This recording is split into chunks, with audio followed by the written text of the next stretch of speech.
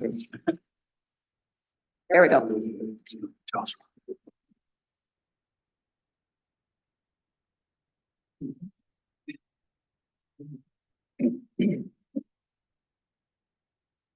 Problems? It was close to me. Okay.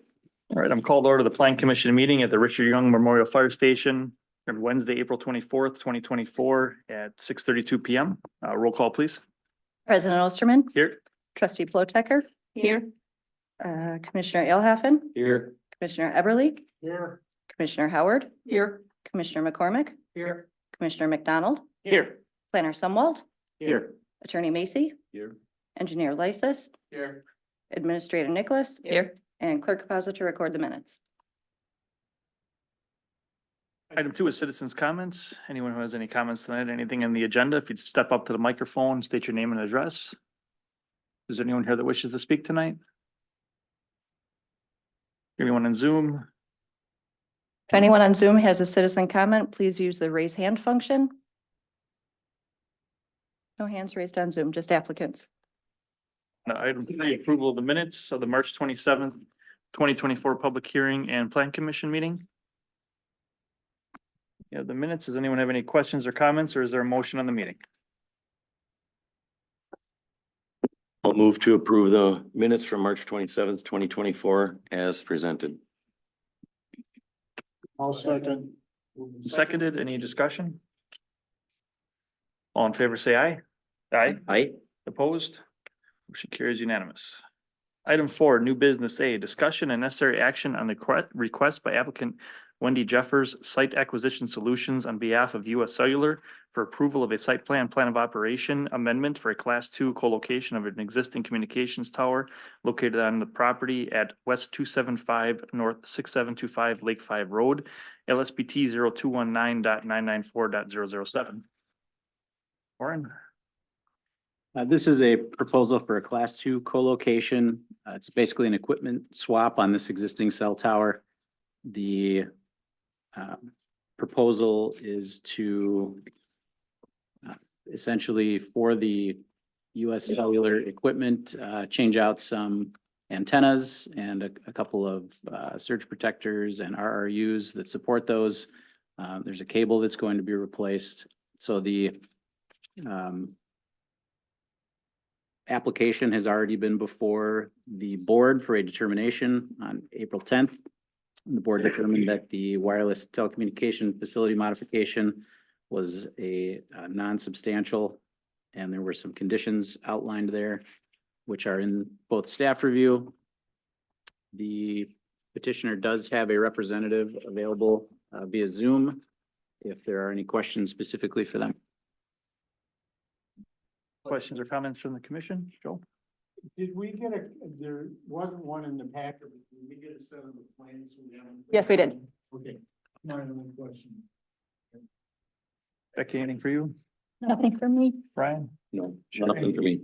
Nope. Sean? No questions. Rob? Nope, no questions. All right. Anything else from staff? I'm hearing none. Is there a motion on this item? Make a motion to recommend the village board approval of the request by the applicant for removal of 3 and replacement of 3 antennas. Dimension 7. Is there a second? Second by Sean. Any other discussion? All in favor, say aye. Aye. Opposed? Motion carries unanimous. Item B, discussion necessary action on the request by James Heinrichs, Hometown Storage Solutions for a concept plan review for possible future rezone and land division to facilitate future commercial development on the property located on County Highway Q and State Road 164, LSBT 0161.999.024. Warren, are you starting this one out or is the applicant? I can, just give me a second. I'll change the GIS map here.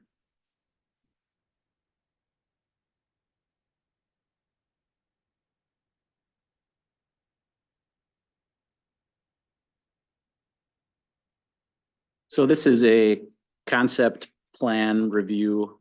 So there's no action required from the plan commission this evening. We're just looking for feedback for the petitioner. The petitioner, Mr. Heinritz, is here. The proposal is for approximately 4 11,000 square foot commercial buildings for self-storage, mini warehouses, and those would be on the north side of the subject property, which is the property just south of the Quick Trip on County Trunk Q and 164. The other portion of the development would be some office/shop buildings for various commercial tenants. Not unlike a contractor condo style development that would be on the south end of the development. There would be new access to State Road 164. Currently, there is no formal access to State Road 164 for the property. The property is currently zoned A5 mini farm district. So any mini warehouse development would require a rezoning to B3, in which self-service storage is allowed as a conditional use per section 26D17 of the zoning ordinance. One of the things that has come up at the staff level while looking at this with Mr. Heinritz is access. So currently, the property only is accessible via a 40-foot access easement to the Quick Trip property to the north. So the access easement leads to their southern driveway, which has access to 164 on the Quick Trip property. This access, however, came about via the certified survey map process when Quick Trip was creating the lot as part of that development. That wasn't formally approved by the village. So while the property does have frontage on, 164, there's an access restriction, or there appears to be an access restriction currently that would preclude any access along the frontage currently without, developing a new cut. And in conversations with the state and specifically Kevin Kenke over there, it looks like Riverview Drive would be the location for a future access. We don't know specifically at this point what all the warrants would be as far as what would need to be built out, but we do have in the staff review that, there would likely need to be some kind of traffic impact analysis done for this, should this property be developed, by this individual or for commercial purposes in the future for something else, to talk about that access point on 164, and then there would need to be some kind of improvements done to accommodate that. We don't specifically know what those are yet. So there's in the info staff review, I get into some of the code requirements for creating a lot without access on a public right of way or a development. So there's limitations on what the Plan Commission can and can't approve in that instance. And so staff's recommendation is for a development to proceed that this access be installed. There would have to be some considerations for screening, should this approve, should this move forward, and should the Plan Commission want to see it go forward. And then offices and shop buildings would need to have their own individual approvals for each tenant, so a site plan of operation for each individual tenant would be required when they wanted to go into the building. Outdoor storage would not be proposed at this time, from my understanding, as part of the mini warehouse business. And so that also would not be occurring for the office/shop buildings. So James Heinritz, the petitioner, is here. If the Plan Commission has questions for him. Clarify one thing, Mr. Chairman. I don't want to give the impression to the commission that the property's landlocked.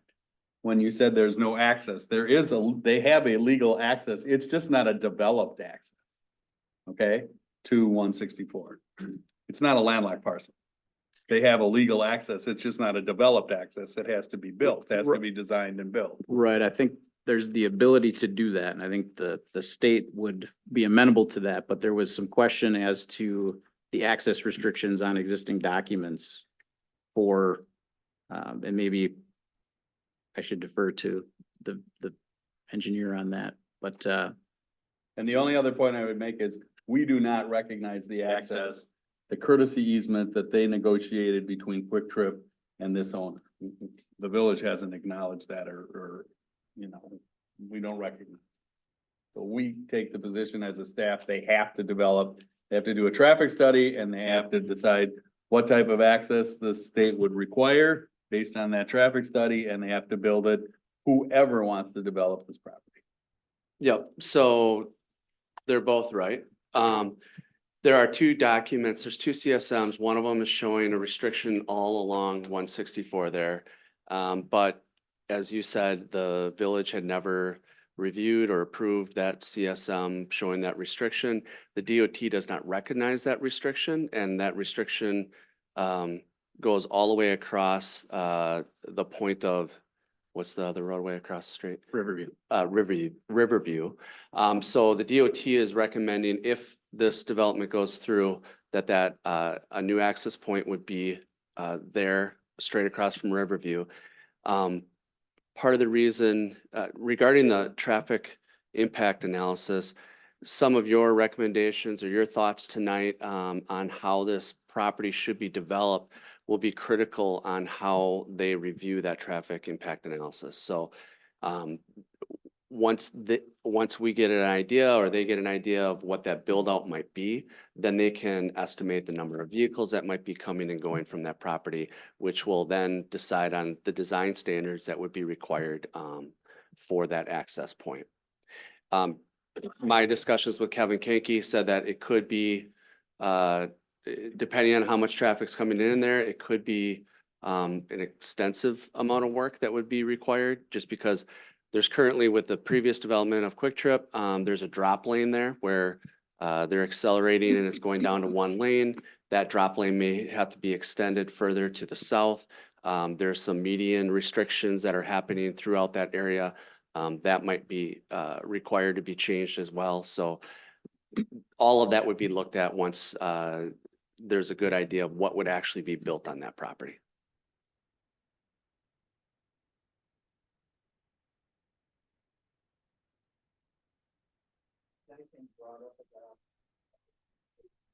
Sean, is your mic muted? Question.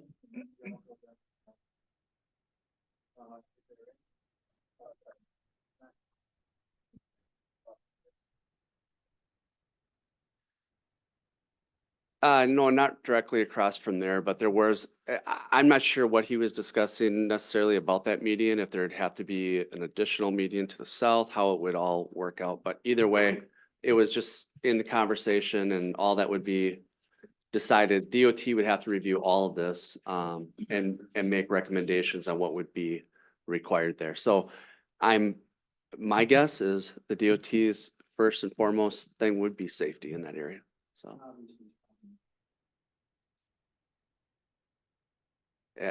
I'm not sure what they're gonna require.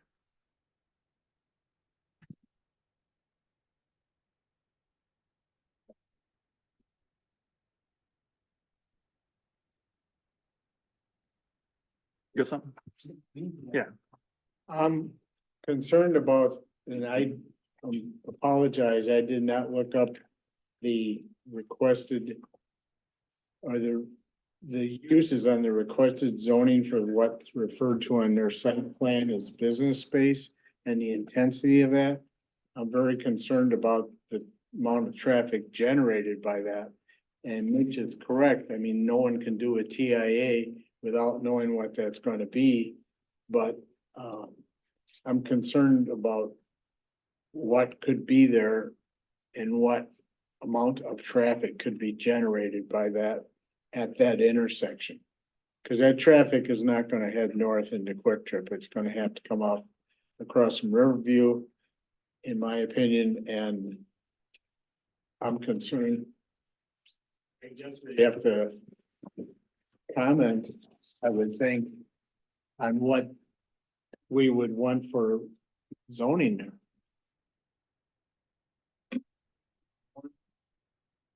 The other.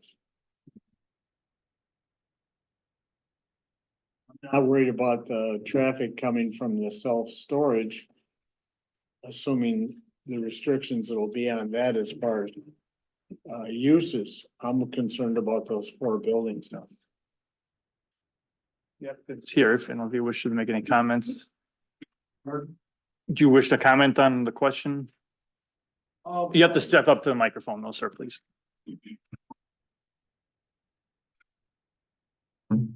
Yeah, I wasn't sure. My name is Ron Humphreys. It's my wife, Jean. We live at North 95, West 26157 County Road Q. Our property abuts this development. Are you to the developer or are you the? No, No, I'm the sorry. I resident. thought, Oh, who's the- you weren't, we're looking for the actual developer. I'm sorry. Oh. Who is the developer? of the- I had a couple of Okay. things, but I'll wait. Sorry. Hi, just a brief introduction, because I haven't had the pleasure of meeting all of you. My name is James Heinrichs. I have been a Lisbon resident my whole life, born and raised. Grew up Hillside, Plainview area, where my parents still live today. They've owned their house there about 40 years. I live right down the road by the other fire station, Good Hope in Hillside, with my lovely wife and 1-year-old son. So it's been a lifelong dream of mine to own a business within our community. And the reason I'm pursuing this opportunity is because looking at the comprehensive plan for the village, this area is desired to be zoned as commercial. And looking at the opportunities that are out there to support the growing and developing community that we have here, I believe that additional space will be very beneficial to residents throughout the community. As I started to pursue this opportunity, looking at an analysis of the opportunities that are out there, looking down the road at Highway Q storage, they were at capacity. Looking further down 164 at Indian Grass storage, they were at capacity as well.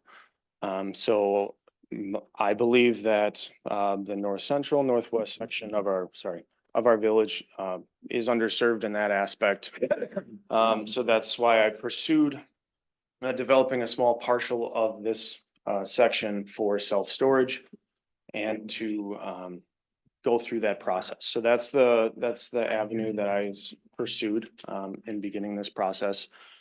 Through the learnings along the way, yes, we're not able to use the Quick Trip easement access. We're not able to subdivide the current lot. So the only option is to establish direct access to 164, which I'm full support of. And then also just looking at the overall parcel as well. My first intended hope was to buy a section of this parcel and establish self-storage on it. Hopefully establish some sort of demand that supports the business in that area, and then go back to the owner and pursue purchasing the remaining parcel and develop it. But with the only option being to purchase the entire parcel right now, something else that I had thought of is providing space for service contractor type businesses, small business owners within our community as well, just to diversify the offerings of space for the residents within our community on both a personal level and both a small business level as well. I'm not entirely certain how the demand is going to play out or would play out per everyone's approval. But I'm hoping to phase in, different sections of this property and to develop it as the commercial space that the village intends for it to be. Commissioner Eberly, as far as the traffic flow for those business spaces, I honestly don't know currently what type of businesses that would want to occupy those types of spaces. However, as they would need their own site plan of operation, that would all have to go through everyone's approval here to make sure that it is adequate for the desired use of the village for that zone. My intent would that it would be the service related businesses that just need extra space as they're growing and developing their small businesses in the area.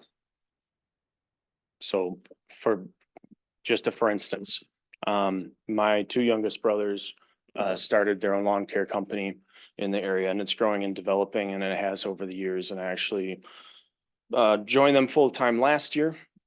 And right now we're operating out of my parents' home and garage and out of my home and our extended garage as well. Business has been very productive and beneficial within our community. We service a lot of the residents here in Lisbon, Sussex, and the surrounding areas. And within the next year or so, we're kind of busting at the seams right now. You know, we got limited space, and there's limited options that I've seen as far as renting out shop related spaces within the community. I haven't been able to find any. I don't know any of off the top of my head. And at some point we'll need more space. And I know that we're not the only small business out there that could benefit from this space. So I put together this this concept review as I'm hoping to generate some type of feedback and some type of direction from you all tonight. It has been a bit of a financial undertaking so far, and I anticipate it to be going forward. But I was hoping to have some type of response or some type of assurance that going forward that this is directionally correct per the desires of the village. I have a question. I guess, do you anticipate more than one business per building, or would it be one multi-tenant buildings or one business? So basically just 4 businesses there. Well, so my intent would be to have the ability to have a customized amount of space based on that small business need. If they need a 60 by 30 foot space, or if they need an entire building that's 60 by 125, it's completely customizable. Ideally, I would like to drum up that demand and have the village approval with that site plan and operating all laid out, and then we go ahead, we develop the building, and all the traffic analysis is done beforehand, things like that. Yeah, I guess my question was going to be, is it possible to, if they do a rezone, do the self-storage portion of the property as B3, because that's what it would need to be for the storage units? And if you're looking at more service industry type businesses in the southern half, where there would be the business space, do that as B2 to limit the size of what can go in there? Yeah, so the intended use would be for the business aspect to be generated and driven more towards that B2 type uses. And certainly would be open to building size and space recommendations per each business proposed intended use by the village.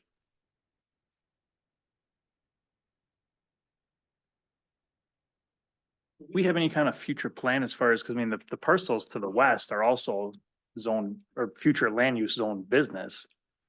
As far as a traffic plan of what will happen there, I mean, we don't want to, are those coming off a queue? I mean, there's nothing to the south there. Is this something that needs to be looked at in as a whole? Sorry. So we did look at that, and there is an access easement 66 foot wide that runs off of Q all the way to the south. I don't know if you still have that one page up of your report, Oren, with the color coded zoning. Is that for that house, Mitch? Yeah, yeah. So that doesn't really show everything, but there's a full access easement, 66 foot wide, that runs that angle. You can see that it runs kind of an angle through the one property on the north, and then it straightens out and goes directly north-south to that south property line. So that is a 66 foot wide easement right next to that R1 that says in it crosses past that Conservancy one. Yep. So that line. So that would provide access through that parcel if, and I'm assuming that easement was created at 66 foot wide at the time for future dedication, should that that parcel be developed. And then that also provides access to that southern parcel there too as well. Who has jurisdiction on Q? In Is- that portion, I'm not positive. Is it Waukesha County or Washington County? What did we do when we dealt with Quick Trip? I don't. That was Washington County. Okay, then they're gonna have, if they're at the intersection, then they're gonna have, Yeah. Scott Schmidt up in Washington yeah, County. so. We got Washington County involved and DOT involved. Mhm.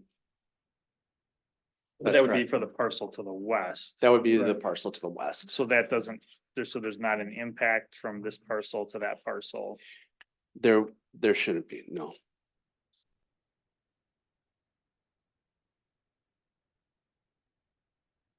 I think that's a very valid point, Mr. Chairman, because otherwise we're gonna end up with.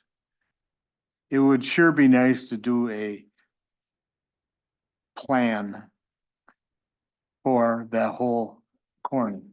Because otherwise we're gonna end up with a cul-de-sac for that larger C1 parcel. And we're gonna end up, you can't get anything in or out of Quick Trip, so that's blocked. And you've got this parcel here. And if we don't do them collectively, we're gonna have a mess. I don't know how that is accomplished, but We looked at that and we don't think it can be accomplished. Put it. Want to go back up?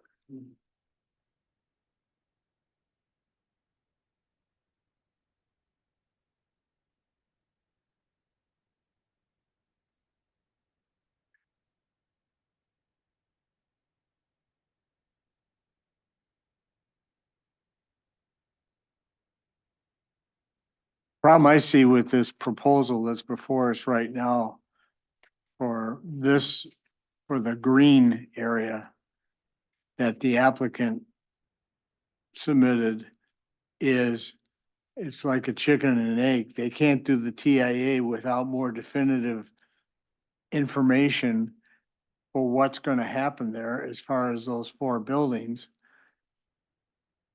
in order to do the TIA.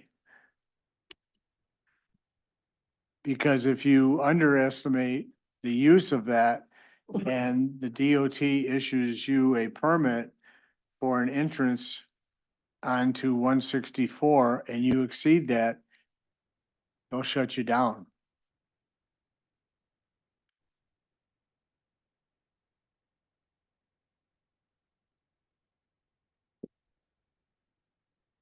Right. So John, as far as the traffic impact analysis in these 2 parcels. I mean, in the future land use, if The one parcel? or the 1 parcel, excuse me, but I guess I was thinking split the 2, possibly split zoning onto B2, B3, or however it's gonna be done. But if the traffic impact analysis comes through for what's proposed and then it gets changed to something else, that's gonna be solely on the landowner at that time to rectify the situation with the DOT. Well, right, he's got to convince the DOT that this is the maximum that ever could occur. And so that's why they don't design it necessarily for what you're even proposing. If they say that this could become condos, or it could be, you know, a lot of these individual units are condoed over the years. And then they say maybe that'll be, you know, a higher use. So, Joe, you know that, you know better than I. They look at it and they say, yeah, we like your numbers, but Yeah, we don't think that's the potential is what they look to, right? right. They're gonna look for the highest and use of that land. And that's what they're going to require the entity doing the TIA to use in their study. But that pins you down to that, and you decide in the future, well, geez, I've got somebody who, instead of putting those 4 buildings in there, he or she wants to put a larger building in there with a higher traffic generation. That TIA just goes in the garbage and you start all over again. And the amount of improvements that the DOT is gonna require this close to 164 to that intersection are gonna be significant. So you're not gonna, I mean, these TIAs are not are not cheap either. I'm not trying to throw a wet blanket on this thing, but I think you've gotta more closely define what that space is gonna be used for. So you only have to do this once.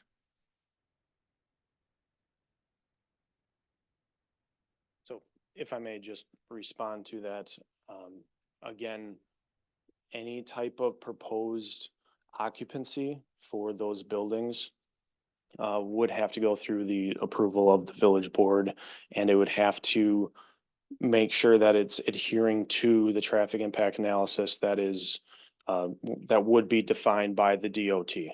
So I would make sure that any future occupant or tenant would fall within the current or the proposed TI by the DOT. And I would follow the direction from you all as to whether or not it makes sense for any type of occupant for one of those buildings. Well, another thing too is depending on what you zone it, you've got an R1 to the south and an R1 zoning to the west.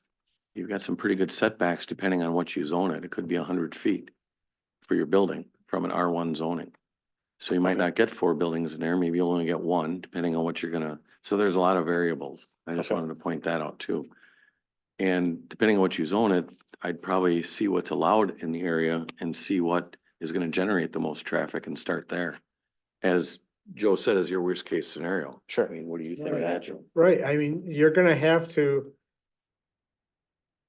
get the crystal ball out and do your homework, obviously, and I'm not trying to tell you what to do, but you go to the DOT with a consultant who's gonna do a TIA, and you are gonna have to define for them what the uses are gonna be, and they can't be very speculative, because you've got this rubber band that's going like this, and DOT's either gonna say, well, as an example, we need another 500 feet of taper here, all the way starting up a Quick Trip going 500 feet south. It's a huge amount of money, assuming that you have the right of way there, because it looks like the right of way butts out there, south of that R1. So otherwise, you're gonna be doing TIA after TIA after TIA, and you think this, to get to this point was expensive. Wait till you start doing 2 or 3 of those. And every time you go to meet with DOT after the second try, they're gonna say, come back when you know what you're gonna do. Cause they're not gonna, I mean, they're. I'm trying to, I don't know any other way of doing it. I understand what you're saying and why I appreciate the fact that you don't know exactly what's gonna go in there. But you're gonna have to make some gross assumptions in order for the TIA to be done, in order for you to have a meeting, the first meeting with the DOT, who's gonna tell your traffic consultant what they're going to do. Understood. I think Brian brings up a good point there, and I didn't notice that on there, but you need to see what you can put on there for buildings, because with the setbacks and that really eats up a lot of real estate. Yeah, this is just a high level concept review plan. No formal engineering drawings have been developed for that lower half of the site, including the access across from Riverview Drive. So that's where I just wanted to throw out the hypothetical hybrid offering of space tonight and just get some feedback from you all. And then again, just looking for that direction kind of going forward. This is a gateway entrance to the village of Lisbon. I mean, this is people coming in, this is one of the first things they're gonna see.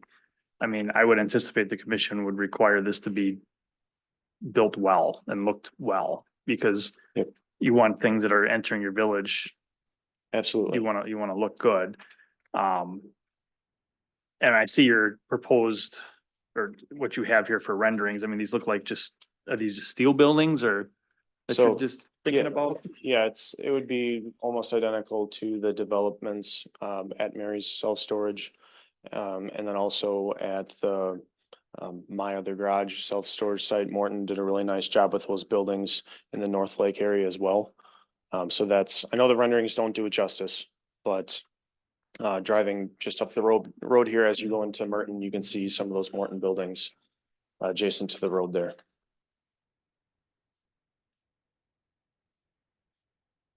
So what'd you say that they're gonna be made of then? They're going to be, So it's a hybrid. They are steel buildings with the steel roofs, the brick, Yeah, the bottom the there a brick little bit. wainscot. There's gonna be some windows added, some light fixtures.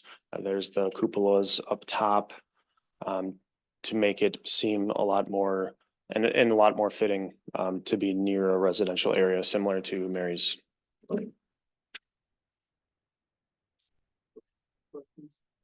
Good. No, I don't have anything right now. Jerry? None other than my comment about About doing the the split B2, zoning on B3. it. And how did the commission feel about splitting that zoning up as far as a B2/B3? If I could speak to that. Yeah. The zoning for just a second. So the property is planned for commercial. The property to the north, the Quick Trip parcel is zoned B2 local business district. And the shopping center, kitty corner across 164, that we just had the party time proposal within is also zoned B2 local business district. So I point out in the staff review that there were some concerns that were raised with the proposed uses that could be allowed within that shopping center. Because what we were considering at that time was allowing something that was allowed in the B3 within the B2 via a text amendment. And the concerns that were raised at that meeting were that the intensity of uses that were allowed in the B3 wouldn't be appropriate for this area based on the adjacent residential. That was Then carry on into this parcel, which is across the street. It was part of the discussion for that, so I think it's relevant here. So if we consider a rezoning to B3, you're proposing something more intense that's even further away from the intersection. And so as far as the uses that we've talked about, the rezoning to B3 would be necessary for the self-storage because that's not allowed in the B2. It's allowed as a conditional use in the B3, general business. So it becomes a question of, do we want to even rezone this to a Right. B3? We is the did it. question. We did a text amendment previously to allow contractor type uses in the B2 as permitted uses, but those would be for, office and storage without any type of exterior presence per se. And the types of things that we listed as examples were, plumbing, electricians, things of that nature, or as otherwise deemed similar by the plan commission. Specifically, a landscape contractor type use would be something that would be a conditional use as a contractor's yard. And the reason for that is that those types of uses typically involve outdoor storage, right? As you provide those services, you accumulate material, the material gets stored outdoors. I'm not saying that you can't have all of the equipment stored indoors for that type of use, but I think in the past, that's how those have been approved in the community is as a conditional use for a contractor's yard. So the B3 does allow the uses that are permitted in the B2. So if the property were rezoned to B3, the types of uses that we added under sub KK within the B2 district could be allowed as permitted uses in the B3. But I still think that a landscape contractor type use would be a conditional use. One of the things, we'll talk about that a little later during our discussion on the zoning ordinance amendment process and specifically section 4 conditional uses a little later. But the main point I wanted to get across was just that you wouldn't have to have a split zoning on the lot because the B3 would allow those types of uses that the B2 allows. But wouldn't B3 allow greater? There is also that. That's Yes. what I was trying to avoid. Yes. That's but by my suggestion Yep. is by doing it split and allowing putting B2 on those Could still have, office buildings. Yep. It would limit it to more service oriented with fewer employee type. still have contractor type uses in a building like that in the B2. But you couldn't have the mini warehouses in the B2. So if I may just touch on the B3 and the proximity question or the comment that was thrown out there. So self-storage as a whole, it's all geared toward providing additional space for residences. And residents within, of somewhat close proximity, making it convenient and accessible is something that is a valuable resource for those that can't, for whatever reason, build an additional pole barn out back due to maybe due to lot size restrictions, HOA restrictions, no matter what the case may be. We have a very similar example here in Sussex at Mary's. It's a great site. It's immediately next to the B2 Quick Trip, just like this proposal would be. The only difference being that Mary's is completely surrounded in all directions by homes and subdivisions. So it is a resource that a lot of the neighbors within those communities can use for that additional space. There's some really nice houses that have obviously gone up and surrounding that area. But I would imagine that there are restrictions to what additional garages or storage can be built on those sites for, whatever the case may be, additional recreational vehicles, et cetera, or just additional space. It provides a great accessible and easy way to have those residents be able to store whatever they need within close proximity. And I truly feel like it's a valuable resource for residents. And I believe that, yes, it is in the B3 zoning, but self-storage is the only item in the permitted use, in my belief, that is geared to be of the resource and benefit of the direct residents within that area. This here is, we just told someone else they couldn't do B3 there. And if we give you a B3 along that area, what stops someone next to there from doing B3? Or, I believe I know your family and they're very honorable people, but you may not always own it either. So if that were to be sold, it's already got a B3 zoning on it. They could utilize those uses in the B3 at that time. You've referenced the Mary's Custom Storage. They didn't build those next to homes. The homes built next to the storage. It's like it's like having a racetrack and moving next to it versus having homes and building a racetrack next to it. You build next to it, you're building knowing what's going on versus you're bringing something in. It's stuff that we have to look at. Yep. And it's a matter of if the plan commission believes that the B3 is a proper use of that property at this time, especially with residential next to it. So I mean, I guess that's some of the questions we have to discuss up here as far as the zoning goes is, do you feel the B2 or B3 is more of a proper zoning for that parcel? And I guess I'll just go down the board. Becky, do you have any feelings on that at this time? Not at this time, no. Brian? I'm leaning towards a B2 zoning, but I'm still a little bit undecided. Joe? I understand the uses you're proposing, both of them, the storage and these other buildings. I think that's fine. I just don't think that this is the place to put it. I just don't like the idea of, I'm familiar with Mary's. I live next to it. And I'm familiar with the ones by North Lake. I've been by there too many times. They're nice looking buildings, but I just don't think those uses are the best use of this piece of property.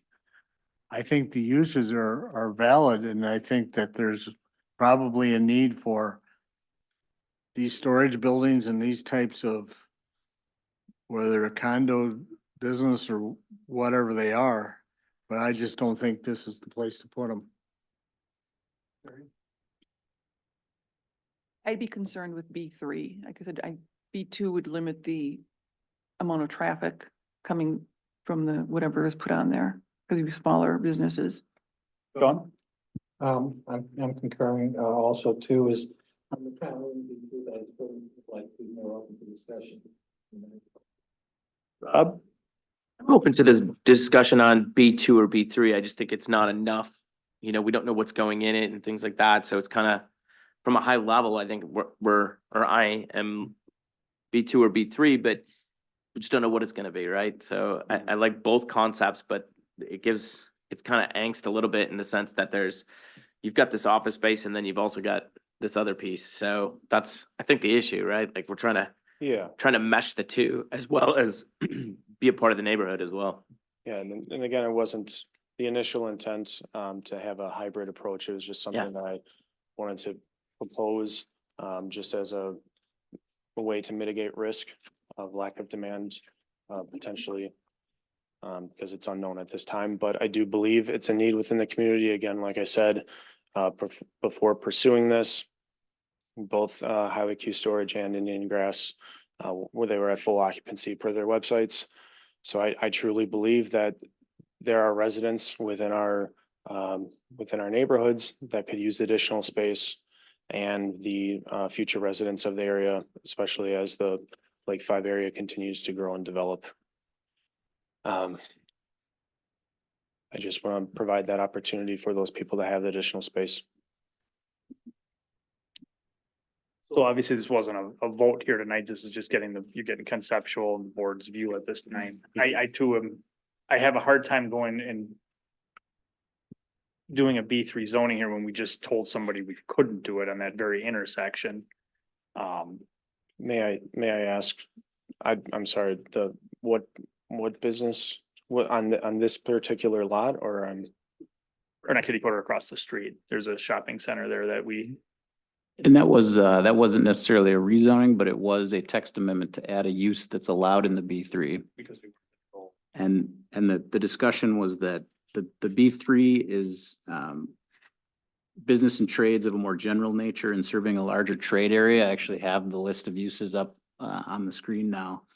And the specific use that we were talking about at that time was the theaters, arcades, video game parlors, and other indoor amusement places, which wasn't allowed in the B2. And we did a text amendment, but only with the caveat that we limited the size. So, and we limited the size to 10,000 square feet, if memory serves correct. So the idea was that, you know, just opening the door to any of these things, you know, which are acknowledging that they serve a larger trade area would be too much. And that's why the amendment was allowed, but with the limitation of the size. So, you know, the list that's up here acknowledges some of the other things that are permitted and conditional uses. So you've got wholesalers and distributors, you've got the use I just mentioned, dry cleaning and dyeing establishments, new and used auto sales facilities, printing and publishing houses, dairies and bottling plants, laundries, lockers and cold storage plants, and any similar use subject to the approval of the Plan Commission. And then there's the list of conditional uses as well. I won't get into all of those, but contractor's yard is in there. And then the self-service storage is obviously in there as well. So again, the B2 is the local business district, and the B3 does allow those B2 uses in it as well.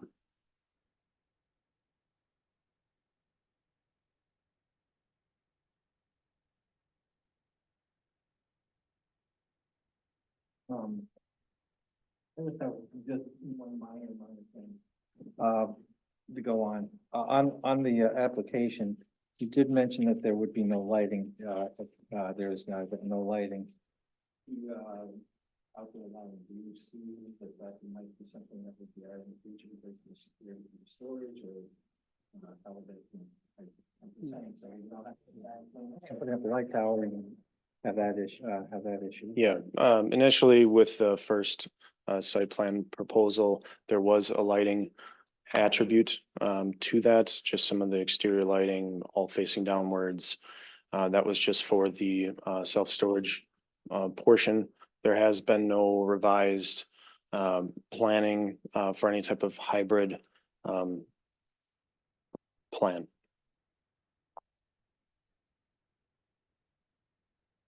So if I may, obviously the core element of this and the whole intent of providing the additional space for the residents within the area dwells around the self-storage. I know it seems to be muddying the water quite a bit with the business space element to it, and I do apologize for that. That was never my intent. I know for a fact that there are needs out there of residents for self-storage. Based on the public information on others' websites. As far as the business space aspect, my brothers and we will need additional space to continue to grow and support and service the members within our community at some point in the near future. I would say at least one of those buildings, we would definitely use one of those buildings. Literally everything would be stored inside. Everything would have to go through your all approval. If it would help muddy the, clear up things and some of the ambiguity with that, I could take off some of the business space elements to it. Again, it was just a theoretical way to potentially mitigate risk of lack of demand one way or the other, as this will be a financial undertaking.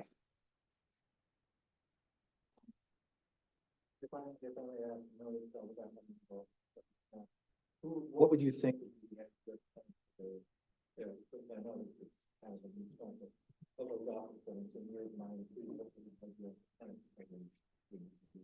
John, I don't think your microphone is on. Is it? Keeps on. You have a red light on? No. Now I do. Do I have it now? Well, so to answer the question, certainly the lawn care businesses within the area, but I know that there are others, service-related businesses, whether it be painters, roofers, electricians, plumbers, that operate currently out of their houses, out of their garages, and this is just an avenue for them to have additional space and additional garage, if you will, to support that business. The intent would by no means be a retail space. There's plenty of space available on County Q, Highway Q Plaza. It's not a retail space. It's not intended to be a high traffic use, just sole occupant use, depending on their business related need. And again, all occupants would be needing to go through the approval of the board. I just wanted to try to get that just understanding. I don't have that as planning. It's what it theoretically was and what your idea is.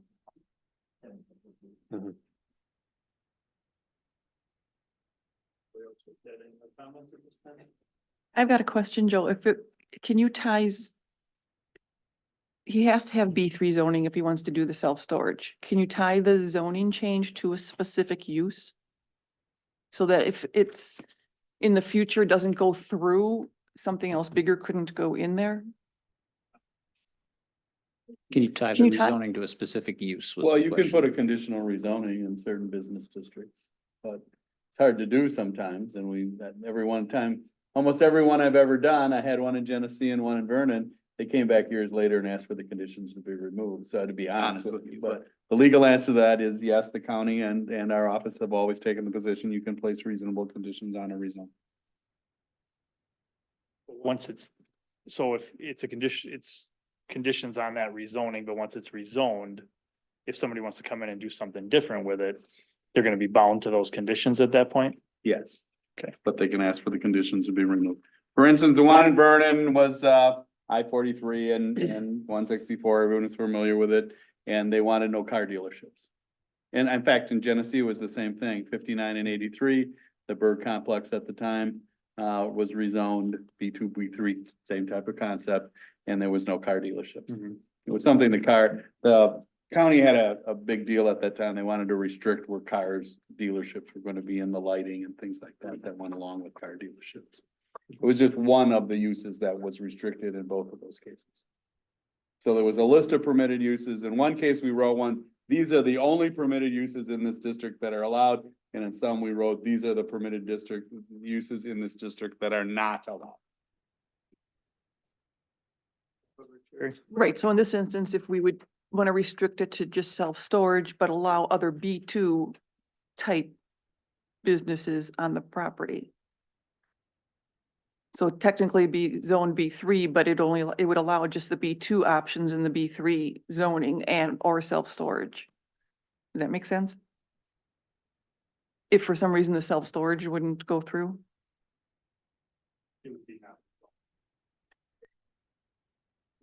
Never went forward with the proposal.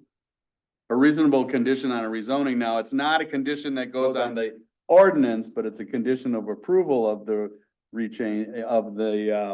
amendment is that they have to proceed with the proposal on. Now, you can only do that with the first approval. You can condition a rezoning on the first approval going ahead as proposed, but then if that one is built and 2 weeks later they do away with that one, they can still do anything else that's allowed in that zoning That's what district. I was asking. That's what I was asking. Unless you conditionally rezone it to eliminate those other permitted uses. Okay, so I'm trying to hybrid the answer. There's two different types of conditions. I mean, when you condition an ag rezoning for a residential, most communities do it subject to the approval of the plat. Then the rezoning goes into effect. Otherwise, it stays ag if they don't go ahead with the subdivision, right? We've had that That's a condition on the precondition before the rezoning goes into effect. We have those kind of conditions all the time, but you were asking me about a different type of Right. condition. We call those conditional rezonings, and then they still are allowed. Sorry if I confused it.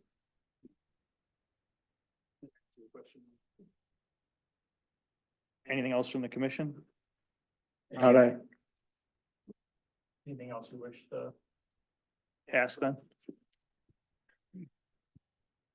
I guess for me, the next step would be to have the traffic impact analysis worked on with the DOT. And obviously work with the engineering team to work on the formal site plan. Again, I just apologize. It feels like I muddied the water a bit with the additional business spaces on the site.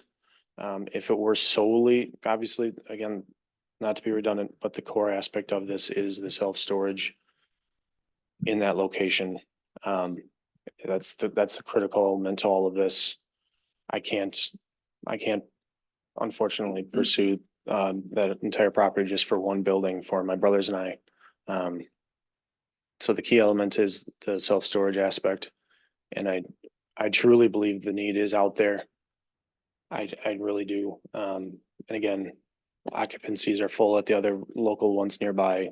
The continued growth and development of the community, I truly believe that there's a need out there. You've seen the reactions from everyone, so I guess it's split. Yep. At this point, so there's no definitive answer to give you at this point, unfortunately. Yeah, and I know it's not a vote. But I would like to pursue putting together more details for you all, just to add some clarity. And again, this is my first time with a concept review meeting, so I didn't know the ins and outs and the expectations. But I would like the opportunity to put some more details. Work with the staff and they can help guide you through on some of it and Okay. have discussions with you. All right, I appreciate everybody's time. Thank you.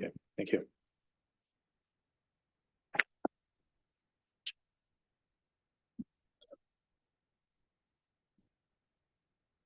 All right, item C, discussion and necessary action to approve renewal of the annual mobile home park license for American Mobile Home Communities for 2024-2025 license year and recommendation to the village board of the same. Something we do every year.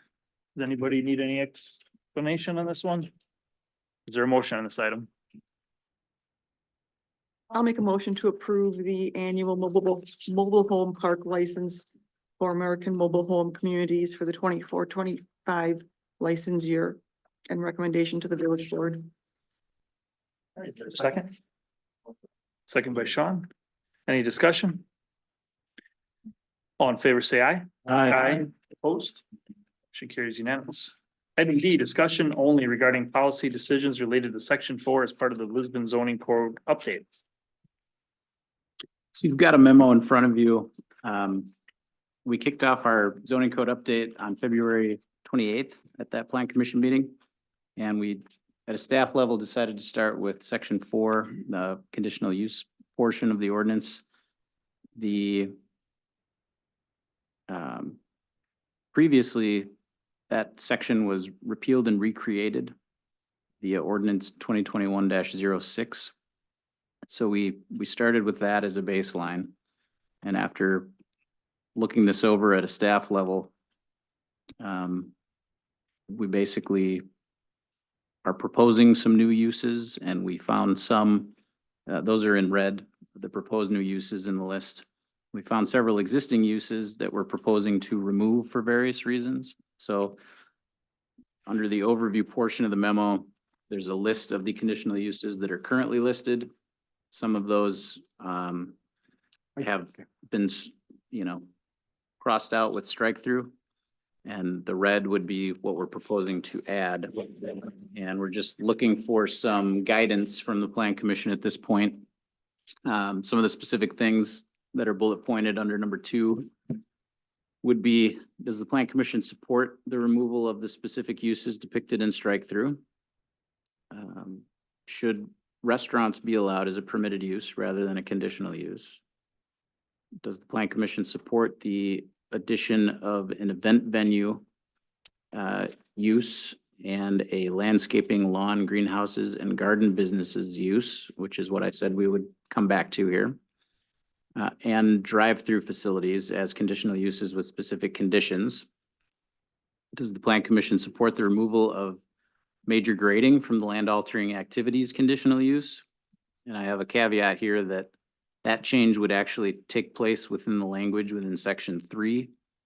There would still likely be a need for a land altering activities conditional use as evidenced by the proposal for a wetland scrape and improvement to create a wildlife pond within a C1 wetland area. And there's a couple other instances in the code currently where someone could have a land altering activity that would require a conditional use, but what we wanted to do was stop people from having to have public hearings for projects with grading over 6,000 square feet or 600 cubic yards, whatever it is.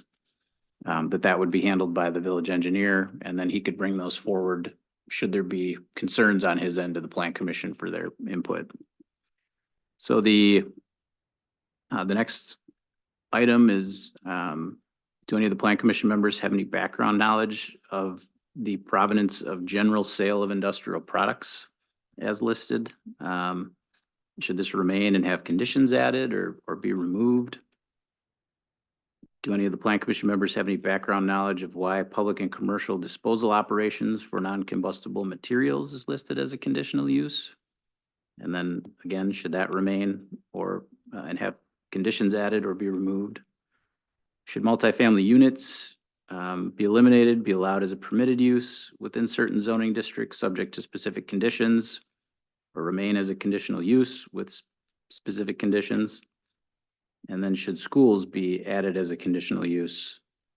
I think the rationale there was that as these school complexes have gotten bigger and involve obviously recreational uses like stadiums, and there's obviously a high traffic demand for schools, especially, higher education schools like high schools. So we can go through these one by one, but again, we're just looking for guidance. You guys don't have to take any action on this, just feedback for staff at this point. Take some of the easier ones, I guess. So Sure. should restaurants be allowed as a permitted use rather than a conditional use? I think some of the reason rationale for restaurants to be a conditional use is depending on what they're at, the odor and such that could come from them. Other communities, I believe, have been keeping those in the conditional use. Is that correct? Each community is unique. So there's communities that have them as permitted uses in certain districts. And then maybe they would be a conditional use in other districts. Like as an example, maybe it would be allowed in the B3 as a permitted use, but it would be something that would only be allowed as a conditional use in the B2, or maybe not at all. You know, each community is different, so. How does the commission feel about that? Becky? I guess it should be, a conditional use. Just period, doesn't matter what district it's in. Um, I'm with you, but yeah, I guess so. It's just one thing. You don't have to look at where it is. It's just a conditional use. Brian, I would agree. Joe, Yes. I agree. Sean, I agree too. conditionally. We all want to keep that one in the conditional use area. Yep. Appreciate the feedback on that. Should multifamily units be eliminated to be allowed as permitted use within certain zoning districts subject to specific conditions or remain as a conditional use with specific conditions? I'm gonna tell you, I want these things conditional use. They should not be permitted. Yeah. Does anybody? I'd just like to see them totally eliminated, but. Yeah, I do too.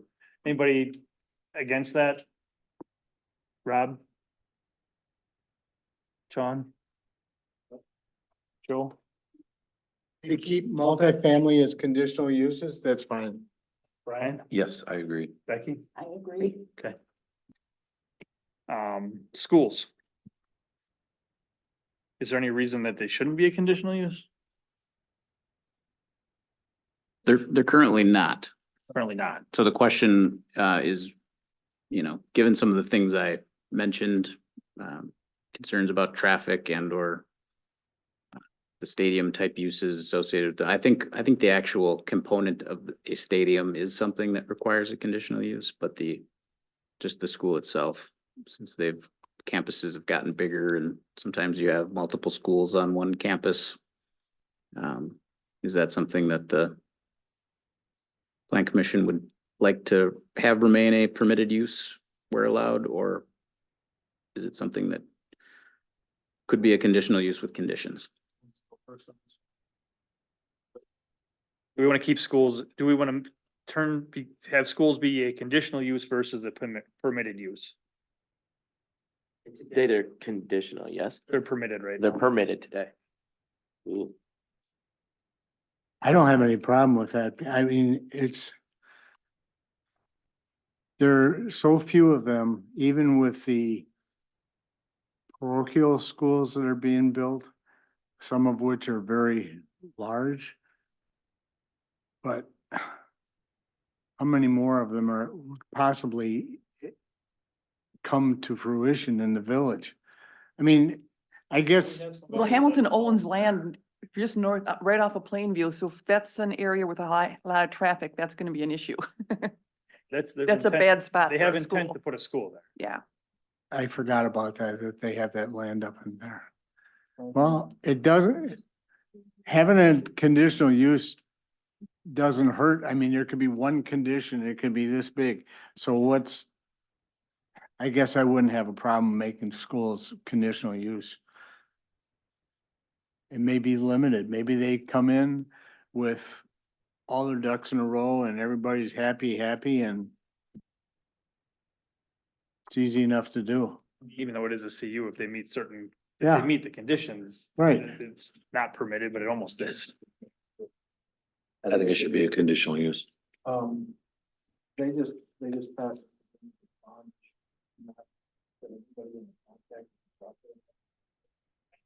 It's not just Hamilton, though, it's anything. Could So be it's any just- property, Any property. Yeah. right? It could be. We're not any building, What if nobody's you're- building a school tomorrow, but just in general, do we believe not just Hamilton, or it could be anything? The one that's right on High Road, just north of 16, is not an insignificant structure. And the one that they built over on the extension of 83 next to Shaniqua, that is a huge complex. It's a high school and I mean, some of these, that's what I'm getting at. These parochial schools sometimes are a lot bigger than a public school. So if we keep them as conditional uses, so there's only one condition we come up with, so be it. It isn't that much more work, but at least they've got to go through the process. And if there's something that is of concern, we have the opportunity to do it, which we wouldn't have if they're permitted. So I I agree, think, it should be I like that. conditional. Is everybody unconditional? yes. Okay, everybody's unconditional.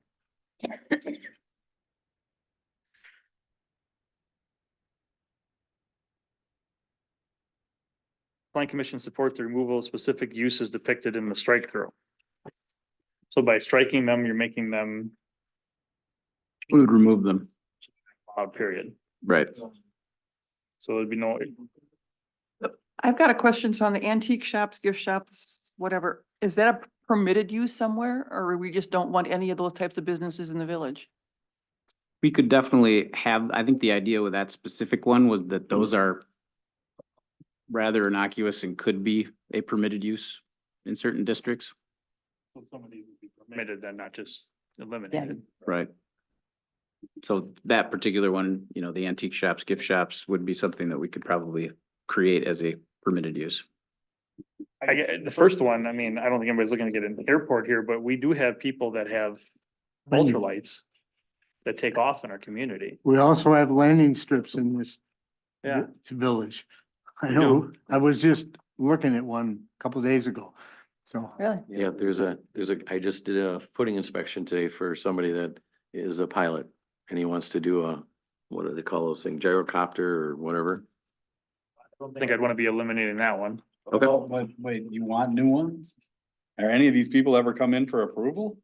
Just out of There's a difference curiosity. between I don't think airports is what we're looking at here, but landing or strips or takeoff strips for an ultralight on a property, I don't have a problem with that. I have a problem with an airport. But do we have conditional use for those people that have these landing strips in our village? There's one up next to the trap farm that has been there for ages and ages. I don't know if it's still used today, but if you look on GIS, you can see it. The, They've been permitted or not. I don't know. the idea, if you wanted more of them and you wanted them as conditional uses. You take them off completely, then they're not conditional uses, but it doesn't immediately mean they're permitted. And so if someone wanted to come in at that point, like, and ask for a new use, that's the time that we could then review a conditional use for that property. Currently a Am I conditional saying that use in the, correctly? currently a conditional use in the A10. Say it's gotta be a big A. So you want to keep it? Is that what I'm hearing? Or could we just remove, excuse me, airports out of it and just leave it as landing strips and takeoff strips? An airport. You do It's a that? plane, it's a plane. Superman's a plane. Nobody's putting an airport in Lisbon, but. But I mean, airport could be more of a commercial, Right. whereas a Right. landing strip and takeoff could be on ag property. Yeah, that's why I mean, we have an agreement, getting rid Yeah. of it, Get period. rid of airport. Yeah. Okay. But limiting, like, it's talking about the landing strip / takeoff strip, but limiting it to what it, kind of what we're referring to tonight. I've got, if we're going through the list that's here that's been crossed out and added to, I've got a couple of comments on that if now's the time to do it.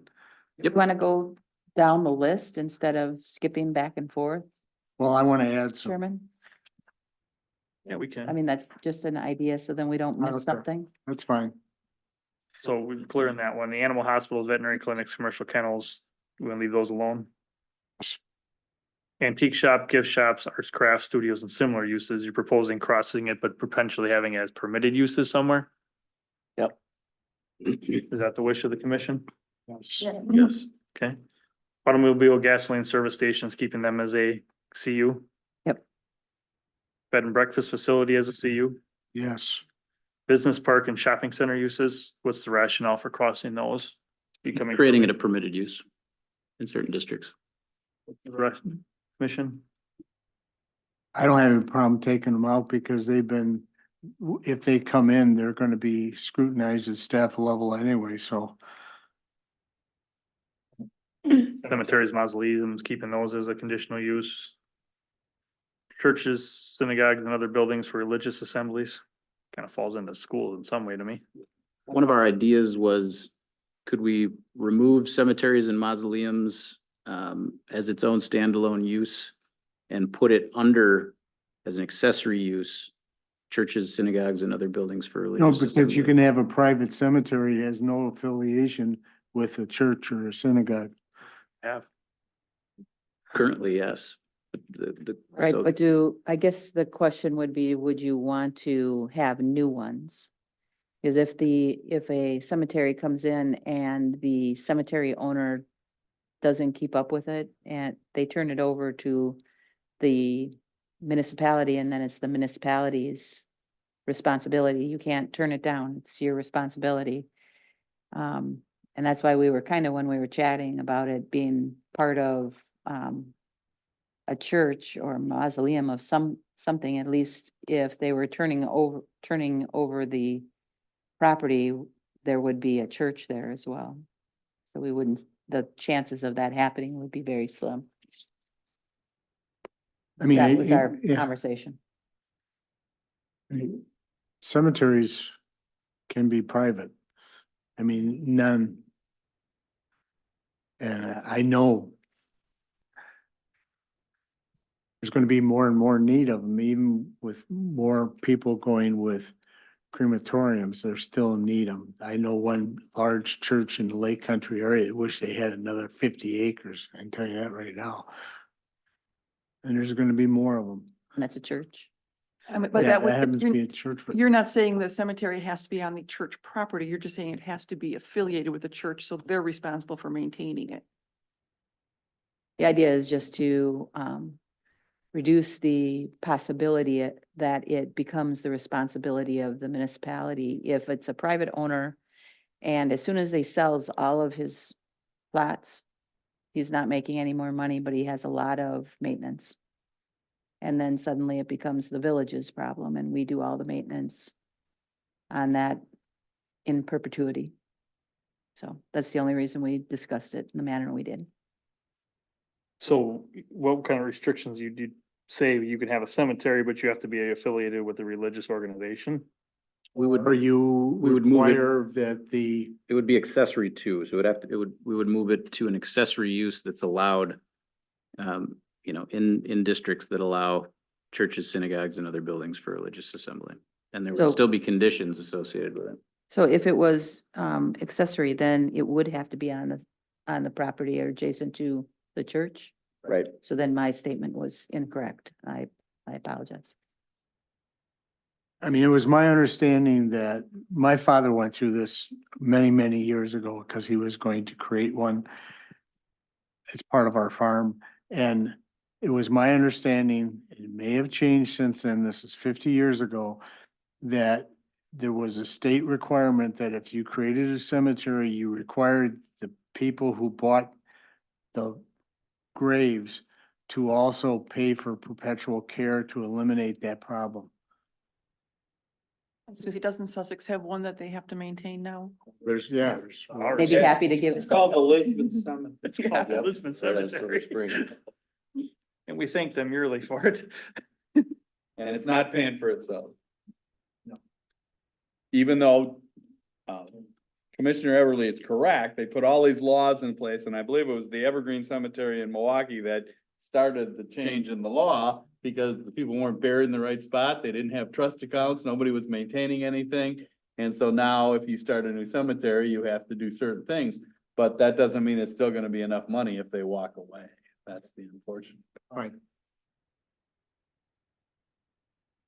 So the question is, do we want this only to be able to be affiliated with a church?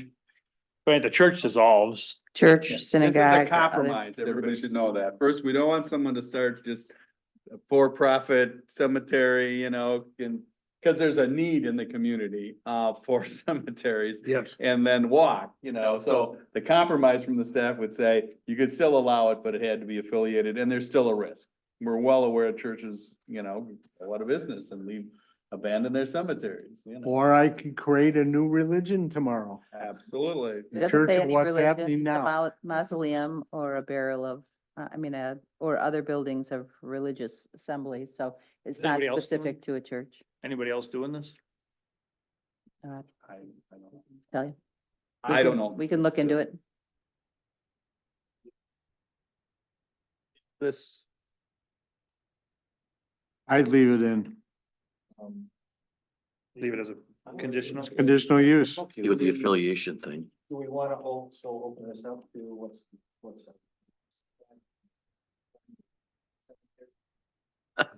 What?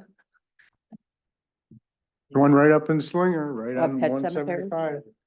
Pet cemetery, so ours it is specific, it says for human remains, so we currently, if somebody asked, we would say it's not allowed.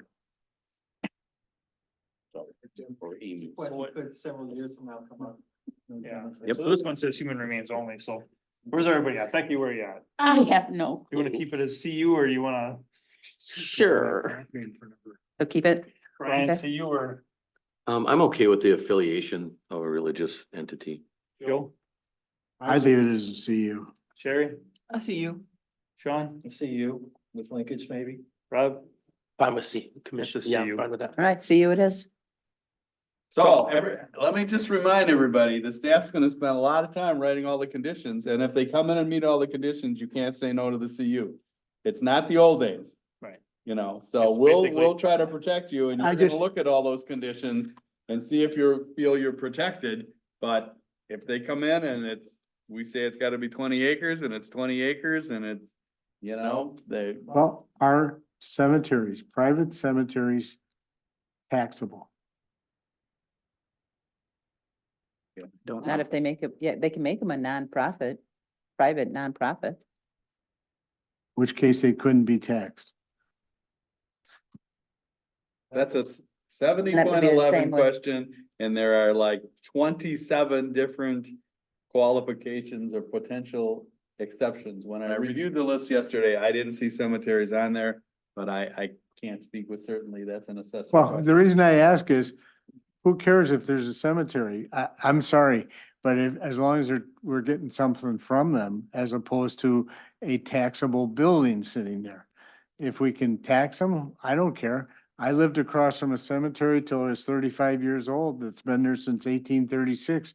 They make good neighbors. They're nice and quiet. There's no problem and they don't cause any, There's no noise coming Okay. from. right, No big parties. no. All right, so we're keeping the cemeteries. What about churches, synagogues? Do we want them to be, conditional uses? Keep them CU. Yes. Yes. Keep- Okay, Commercial fish ponds, bait ponds, or fish hatcheries? Are they crossed off because we don't have? a we don't space? have any, and So this is just wouldn't be allowed or would be, if there's nothing permissible we wouldn't permit them anywhere, and if they wanted to do it, they'd have to come in and ask for it. And then, yeah, they do a text amendment, commercial which at vehicle that point you'd parking, say a CU. is this, everybody go with that, the fish? Yes, Commercial vehicle parking, keep that a CU, yes, contractor's yard CU, yes. Yep, add event venue, good with that? God, yes. yes. Okay. Fur farms, pig farms, creameries, Eh, all this neat stuff. I really like bacon. Wholesale fattening of livestock. This would be Pea just not vineries. permitted. Yeah. I'm assuming. Not permitted. This would be one that's out. No more pig farms. No pea vineries either. Do we have any pig farms? Even on an A5? I haven't, not that I'm aware of.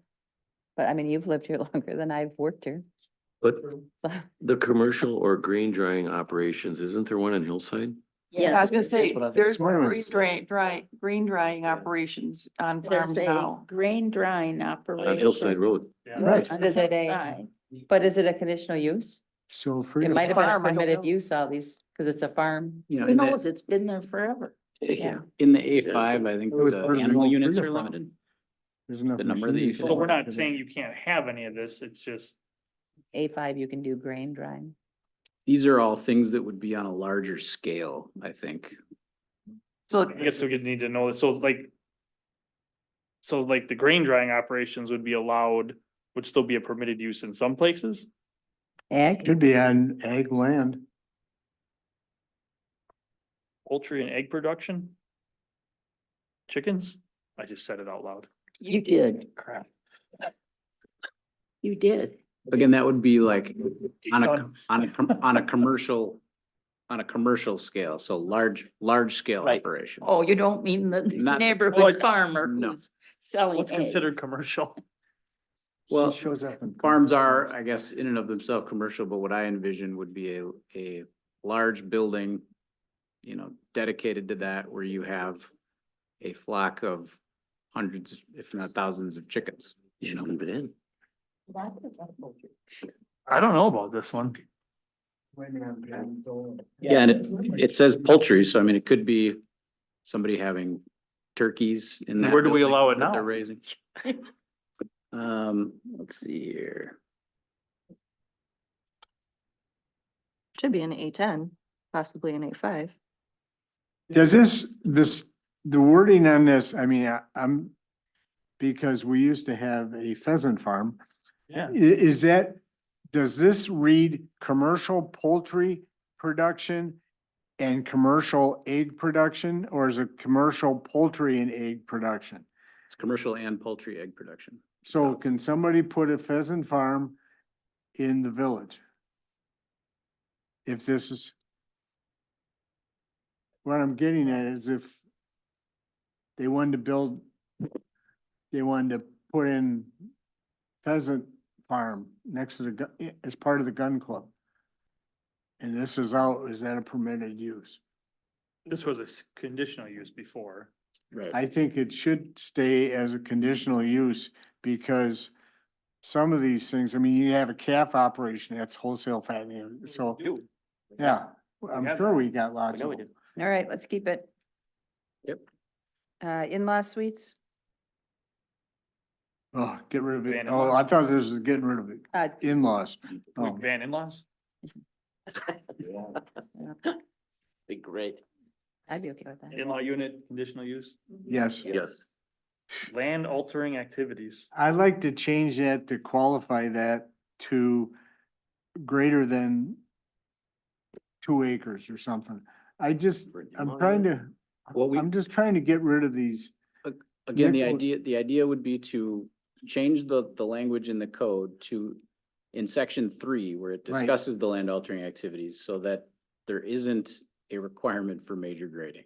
Those wouldn't have to come forward anymore as a conditional use. I just don't want to be chasing people down who own a 3 or 4 acre lot that they have to come in there for a permit to do some grading. Right, but the idea is that they would still need a permit, it would just be subject It's to just the, a to road the engineer's control review. permit they get from the Right, building inspector. That's all they need. so that would be the case. We wouldn't have people coming in for conditional uses for major grading anymore as part of a, you know, development. Right. And what you would still have, though, are some instances where somebody's doing a land altering activity that would still require a CU, like the wildlife pond example in a C1. That would still have to But come in. what for a I'm trying to conditional use. get this, I'm trying to make sure, I was thinking of putting their land altering activities greater than X number of acres and come up with a number. Because you're not gonna do much on, But That would still be within the language in section 3, though. it would still be allowed and the permit still would be required. but It only. on just what- would not be a conditional use where it would not need to come in front of the plan commission unless the engineer felt that he needed input from you guys. Because Okay, there was something That- controversial or a lot of altering than he felt comfortable with. okay. I mean, if I regrade my yard, I don't wanna come for plan No. commission. No, Okay, but you don't want to get a CU for it either. no, I don't. So are you okay with us taking that out of the conditional uses? We still have them as permitted, I mean, they'd be actually permitted by they would get a permit from either the building inspector or the engineer, depending on the amount of land altering Okay, I'm just trying to think through the process. I've got 5 acres. I'm going to rearrange part of the 5 acres. I go to the building permit for erosion control permit, to the building inspector. He, she, or it decides this is more than I should be doing. I'm going to send this to to that. As long as that is allowed, the way you're thinking, that's fine. He's the decider. Brian, what do you do now for the small, permits, the minor permits? For the minor grading permit, I haven't, if they haven't already, they signed the professional reimbursement form. And then everything is the same as it would be, except they don't go to plan commission. So Right, but- Mitch, they still have to have a grading plan before and after. Mitch still looks at it. And then if he says everything's okay, we discuss it and then they just do everything through me. It just skips plan commission. Okay, thank you. With that, Yeah. landscape, lawn, greenhouses and garden businesses, adding these, everybody go with that? Yes. Living and family business or service oriented business, keeping that CU. Yes. Okay. Marinas and boat libraries. So I think we do have a boat library. Where? Lake Five. Are you sure? I thought that was on the other side. That was I on don't the know. other side of the road. Oh, But we do have lake frontage. We do have. well, we we've got do have lake some frontage frontage. and we've got a But possibility. I didn't think, I thought it was in, Washington? In Washington Richfield? County. It's not in There's a- Lisbon. There's a very limited amount that is in Have Lisbon. it. Yeah, that is one of them. Then leave it in Yeah, there. Yeah, we that actually is- have it. That's in Lisbon. And so that is a, and we're talking I forgot about that. a, Yeah, right a- on that corner. a marina or, Well, the boat, where you can rent the boat. right? Yeah. I mean, you get like So, a paddle, is a paddle boat considered this? No, Or like I mean, it's a any boat. boat, right? It's a boat. I think so. I got a license on it. Yeah. So they- I think there's, but So it's a conditional use. that and we've got up by Genesee where if that were developed at some point.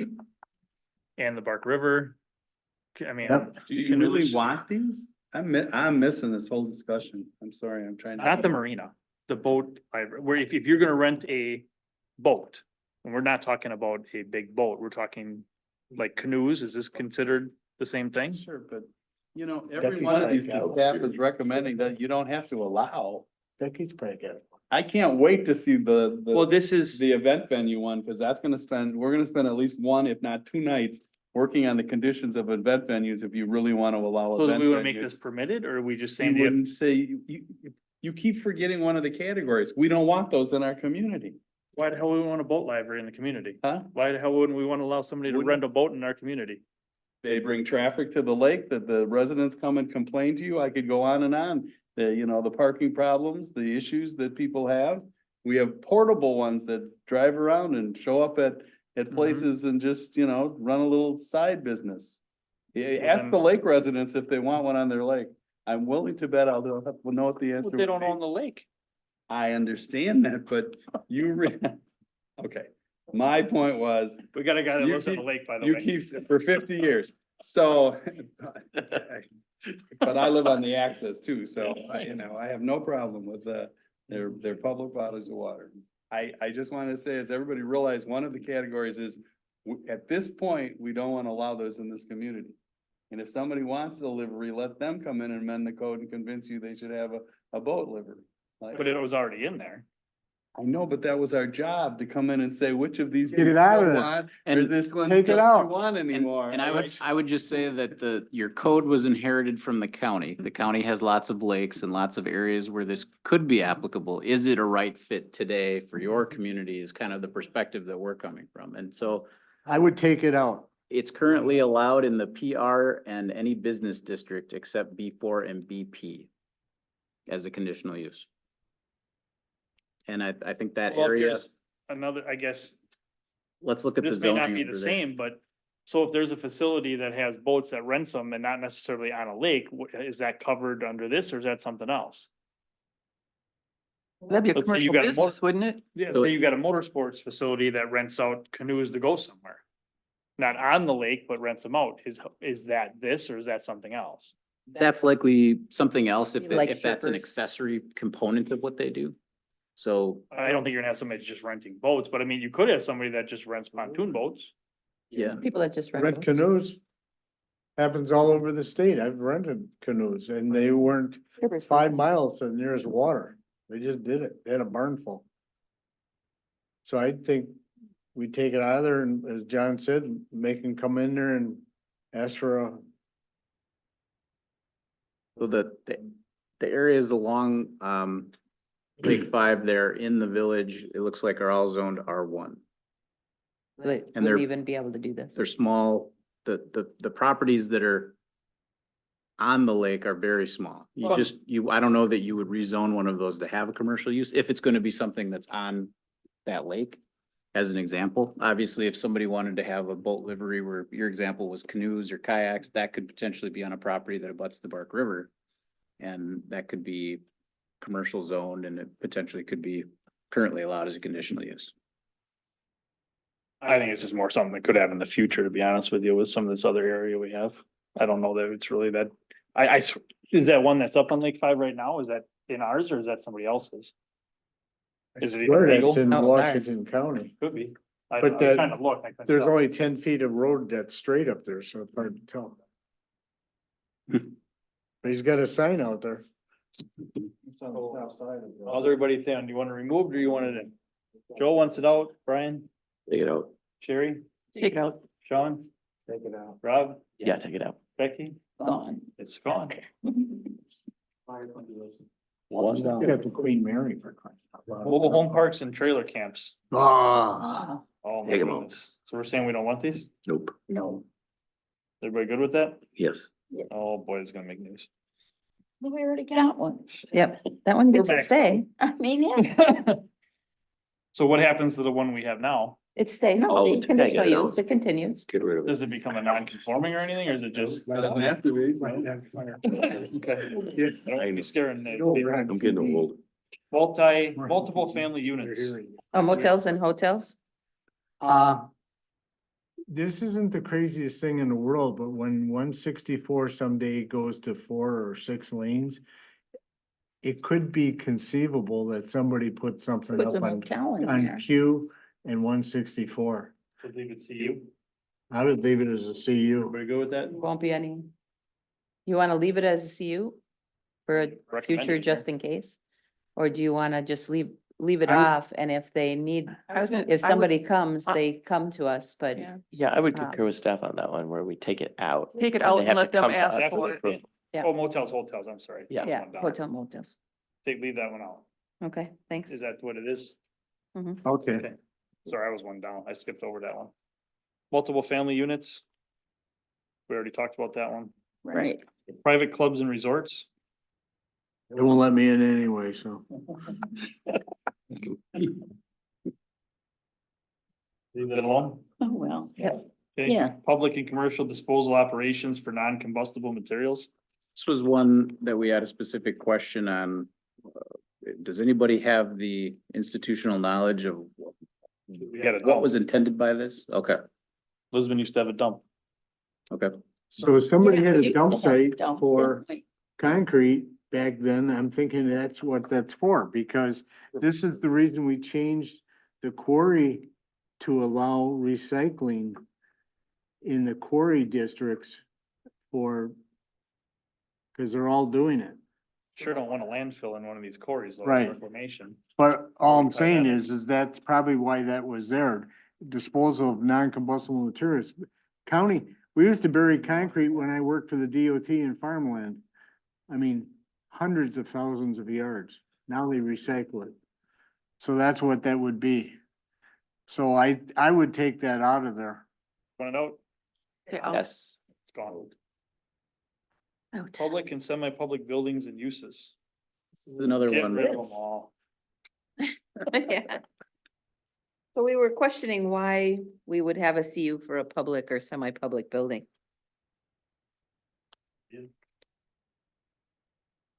They take it out. Oh, Okay.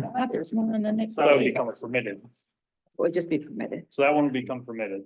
Which one? In the appropriate zone. Public. That actually, we were just proposing to leave in. You were gonna leave it in? We, Yeah, leave it in. we weren't proposing to strike it, no. But you, okay, so Yep. tell me why we would want conditional uses for public and semi-public buildings, just so I understand. I thought we were gonna remove it. That's how it currently is in the code, and we weren't proposing to remove it, so let's look at where that Because, is allowed if currently. it's, because I would think it would be permitted in specific areas and, Well, if somebody puts up a country club building. that would be a isn't that private club, that's a CU. That's already in it. Yeah, but that's if they wanna add a banquet facility on a golf course, that's a semi-public, Could be an That'd be event an event venue. venue that we just added. no, that's that other. I would think. That would be private clubs and resorts. Be Yeah, a but private club. right down the street from the village hall. They wanted to add a building up there to have weddings. That is a semi-public building. They rent it out. But that would also. It's already be an permitted event under the venue. conditional Event use. venue. So in some districts, it mentions including daycares, and in other, it mentions including hospitals and healthcare facilities. So like in the 2, I think is where it mentioned including commercial daycares, and in the B4 is where it mentions including healthcare facilities.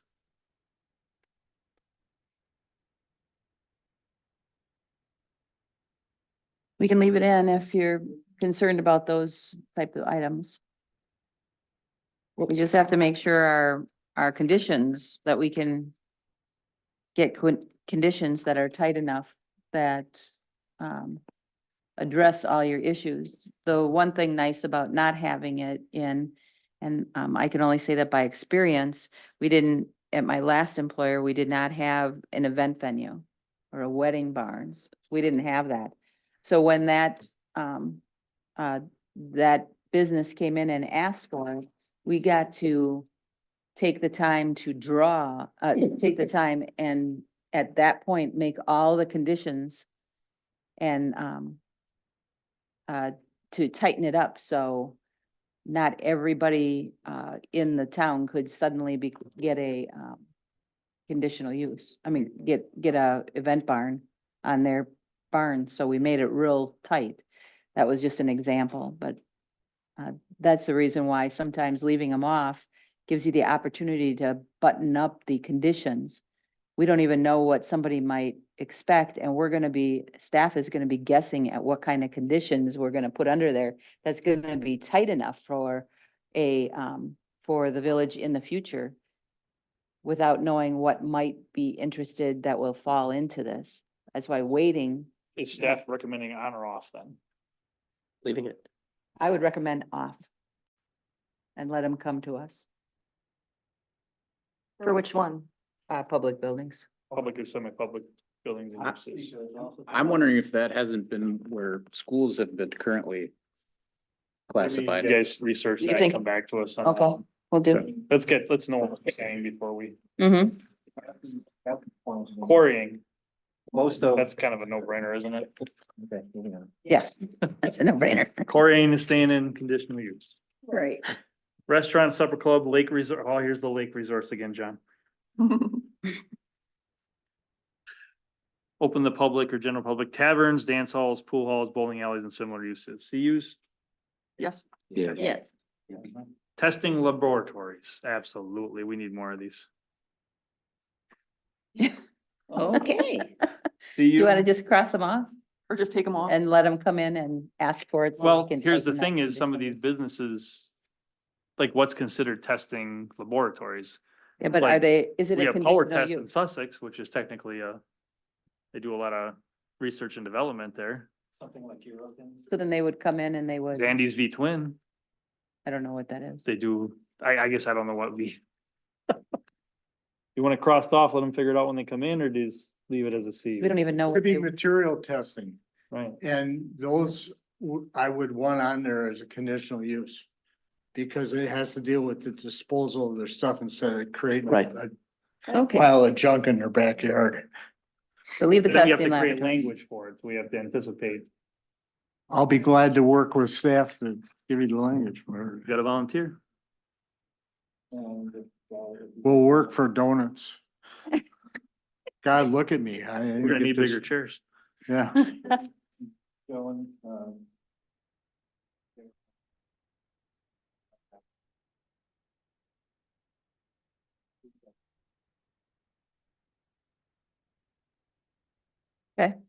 Thank you. communication towers and related facilities. We can't do anything about it anyway. Right. No, you can have a CU for a new tower. You want it to go through the CU process. Keep those in there. Outdoor commercial recreation facilities. Leave in there. Outdoor storage and display, leave in there. Add drive-through facilities. That's really vague. What does that mean? It would be any use, let's say let's City say a of Delafield. pharmacy is a permitted use. If you're a Walgreens with a drive-through, that would be a conditional use. Then we would specifically be looking. Coffee shops. So if you're a restaurant or you're, a Starbucks with a drive-through, we would have that as a CU then. City of Delafield fought that one over on 83 and 60 for how many years, and now they have one. Add that. All right. Yes. Truck terminals of any size, warehousing, distribution centers, leave I in think there. that 50,000 square feet is way too big. That's a huge building. That could be 500 by 100. I would like to I would, it's over an acre. Jeez. Sorry. Well, this is mail order centers over Yeah, 50,000 square feet. Now, is that dealing with warehousing over 50,000 or is that just for mail order centers? This says truck Yeah, we're- terminals any size. Warehousing, distribution centers, storage facilities, distributors, and mail order What centers over 50, is- so that would, all those would be Say over it's 50. mail order center. Okay, so that's an Amazon facility, Right. which they put every block. I just want to decrease that size, like to 10,000 square feet. Would be my, Do you remember how big Pepsi was? Yeah, it's 3 acres. 150,000. It was 3 acres. Yeah, that's 120,000. If yeah, it's 3 acres under one roof. No, it's If not. we were to list these types of things as only allowed, say, in certain districts, like the M2 as an example, which is the Right. zoning for that particular portion of the village, Then it wouldn't have to be a conditional use. then it wouldn't have to be a conditional use. It would just only be allowed in those more intense zoning districts. Or it could, potentially be in the BP. Well, where this gets into an issue is where you have a mail order facility that operates 24/7, and guess what? Somebody decided in the comp plan to put the M2 right next to an R1, and the people are complaining because these trucks are running around the clock. That's what I'm getting at. Yeah, this is a lot of different uses kind of lumped together, which I don't necessarily like. Do we need to fix it? We could I would fix it. separate these out. We could keep mail order centers as a conditional use as an example, and then allow warehousing and distribution centers. I mean, as- But again, if we strike it, it means that they have to come to us for the permit. Right. So let's strike it and then we have that we Then give they'll have this to amend the board, code. what's that? Then they're gonna have to amend the code. We could, again, we could, Amendment. we could, allow warehousing and distribution centers in certain districts and not allow truck terminals or mail order centers as an example, or keep those two as a conditional use We already and have just a truck parse out terminal. certain Well- parts. what about storage facilities like we just dealt with for an hour tonight? What if somebody wanted to? Those are- rent- A separate item. Yeah, that's But- its own use. So, But do we allow people to operate out of those for other than storage? No. not in the mini warehouse component, but the other part of that proposal was for like a contractor condo, for lack of a better Like term. build business condos. Type, is the other part. type use, in which case, that's would fit with the uses that we just allowed in the B2. Which included with a service public and contractor semi-public facilities. Talking about separating some of these out, I mean, what do other communities are they doing? Warehousing and distribution centers are typically something that's allowed as a permitted use in at least one of your more intense industrial districts, or even potentially in a business park style district. I guess I'd like to, what I would say is looking at, I mean, we don't need to reinvent the wheel. There's other communities around us that have figured this out. I'd just like to unscrew our code. Okay, we'll look at others. Is everybody That's, good with that? that's fine. I'm good with I that. just know, Oh, Pretty much all of well, them. see, what, This is where what it you're gets- missing here, I'll tell you, the discussions that I've sat in have been totally different than these discussions, okay? And all due respect, but I don't mean that as a criticism. I feel bad that we didn't maybe lay this out right, okay? If you can put it in as a permitted use and put all these conditions, they can only do it as a permitted use. But that means there's no public hearing. Okay? So many of the discussions that I've been involved with are whether we want this to be subject to a public hearing or not. But the downside of the public hearing is they don't come in with substantial evidence. They can't refute and stop the CU anyway. So you have a public hearing, you can't add conditions that aren't in the code and other than very limited circumstances. And you just So- kick off the people. Yeah, so many of the communities have either eliminated them or made them permitted uses. But if I were to tell you, Sussex has quite a few yet, more than many other communities. A lot of, and you can correct me if I'm wrong, a lot of them have very few CUs. Very few CUs. They've just. Because of what they did with the. They made them permitted and they added conditions to them and because they didn't want to have a public hearing and as someone said, did they say Yes, I piss the know. people off? I don't want to misquote the commissioner's statement, you know. they don't Upset wanna put- individuals. they don't want to put themselves in that Okay. difficult position of saying, we'd love to say no, but we can't. We screwed up the code and we didn't write enough conditions. You know, that's the unfortunate that's part. The truth. That's the truth, right? But we can only guess on so many conditions, you know, we can only try to Well, imagine everything changes. possible. In 10 Right. years, it's totally different. Right, I mean. Well, and we Doesn't we this, can have John, reasonable- come down? Tourist cabins, I've yet to see one, but they're in every code I ever read. I don't know. Airbnb. Yeah. Doesn't this, at the end of the day, just come down to a balance between staff and the plan commission? Well, I'm talking about the fact that if it's a permitted thing, who's gonna write the conditions? Either one, we're writing the conditions and we're bringing it to you to, But would they even get to this if it's a permitted use? Would it still come to the plan commission? only for a As a site plan, as a of site plan and operation. plan of operations, you would still have control over that. Okay, aspect of it. and I'm not beating up staff, don't get me wrong, I'm just trying to say is that how much of this stuff are we offloading? I understand the public hearing. I've been in enough plan commission meetings for the last 40 years, than more than I ever want to, and all public hearings do is tick off a bunch of people, and then you have to tell them, well, that's nice, I understand your concern, but there isn't a damn thing we can do about it. And then they go home and they get on So Facebook. that's what they're now. trying to get away from is Right. reduce the amount of public hearings. Right, Right? So- Am I right? That would be one Way of up or looking at it, but- downside of looking at it, you know, you'd have think- less public hearings. And keep in mind, in a site plan and plan of operation, maybe even more so than a conditional use, you can place reasonable conditions. Right. And how many times have I said, give them what they want? They're restricting themselves more than you would have restricted them. You know what I mean? And a lot of times they come back and they realize they probably tied their hands too tight. But we gave them what they wanted. They can't complain to anybody, you know, in the site plan and plan of operation approval I'm talking about. And we sort of leverage that a little bit in the conditional use, but if we ever get pushback, we'll lose on the conditional use. Adding conditions. But we won't necessarily lose, there's a certain attorney who used to work here, he always get mad at me that we were placing conditions. I said, I think they're reasonable. If you don't think so, get some judge to tell us it's not a reasonable condition. You know? So I'm just, as I said, I feel bad that we didn't lay this out better and maybe we should think about these and, you know, it's just, we were quickly saying CU, and the amount of work to write 50 CUs is gonna be huge. But I mean, you've got them, Pardon? but I mean, they're all listed. This is the recommendation on here. We didn't really change too many of them. Hey, was that the I mean, are you- recommendation or was that the list that existed today? This, The this is the list as recommendation. it exists today.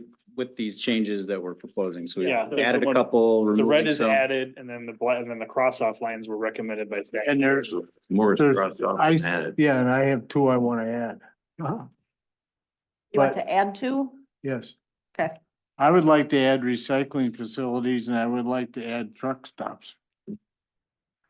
So we've got truck terminals, but you're truck, more of a Okay. truck. Yeah, stop. I'm talking about, what used to be the pure oil and gas truck terminals, or like they're down in Franklin on, off in 94.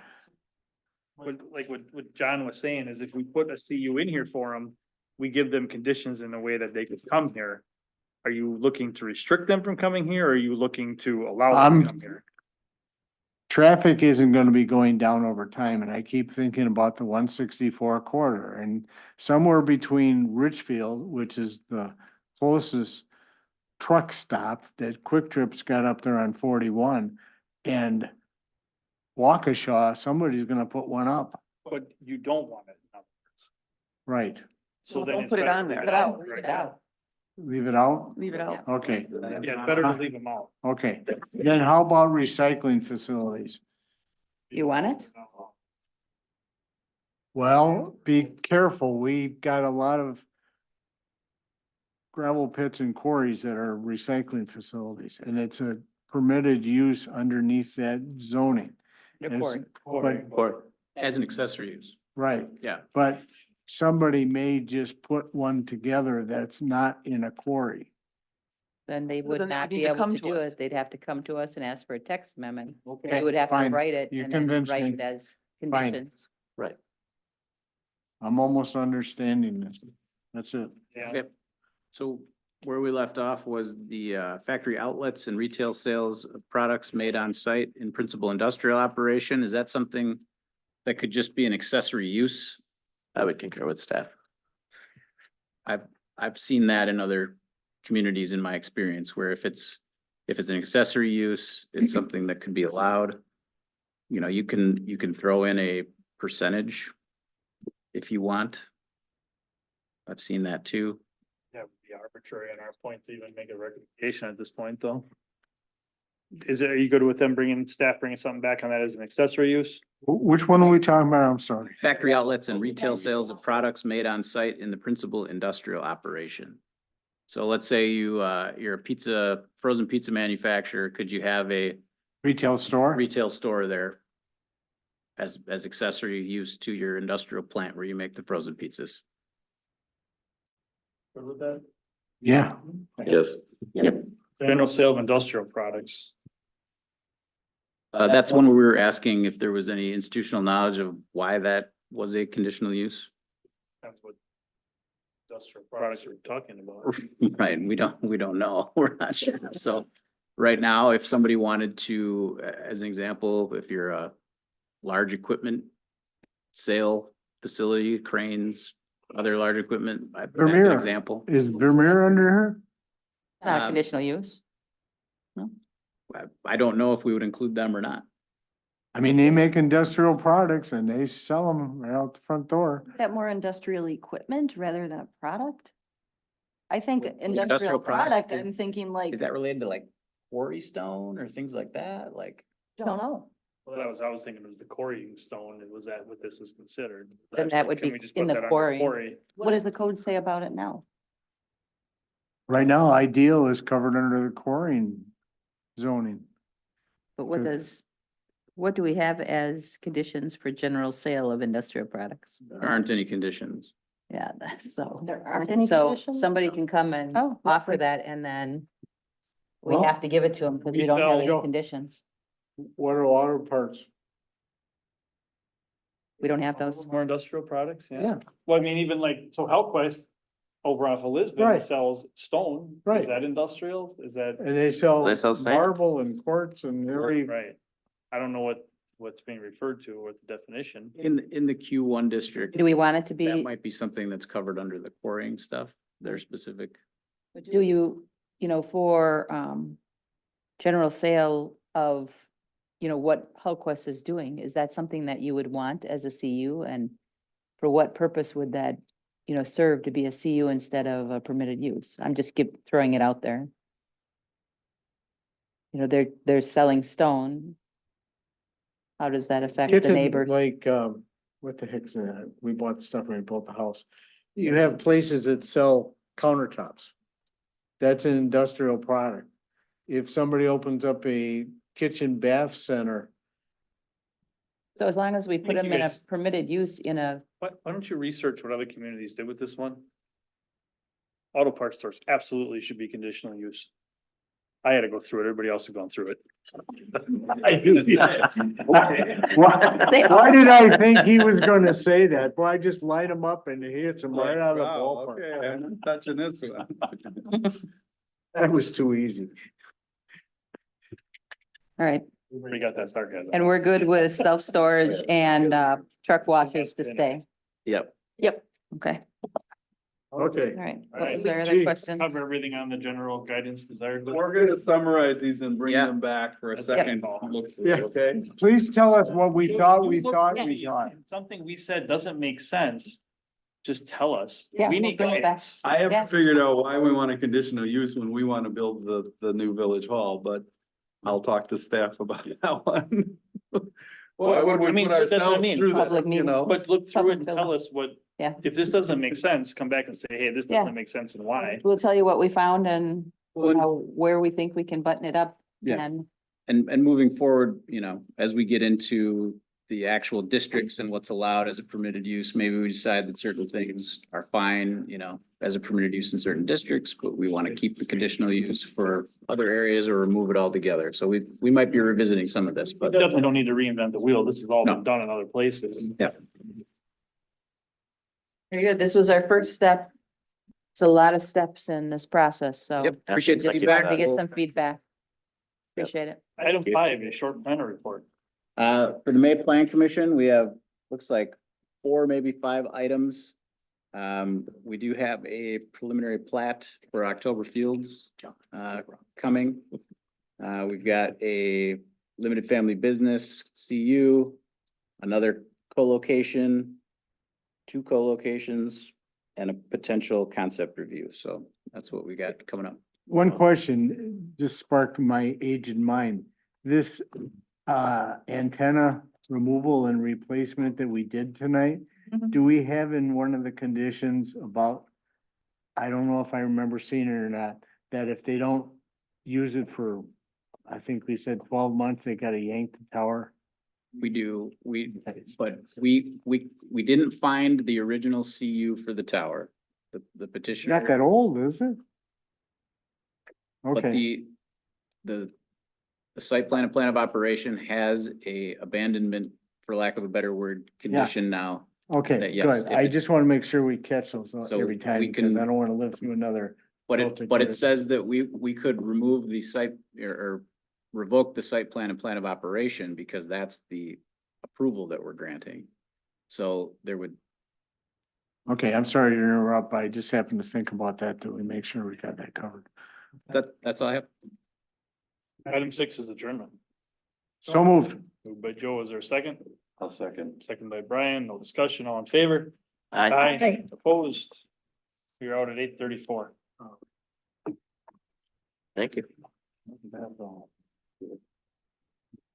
I think I left it in my car.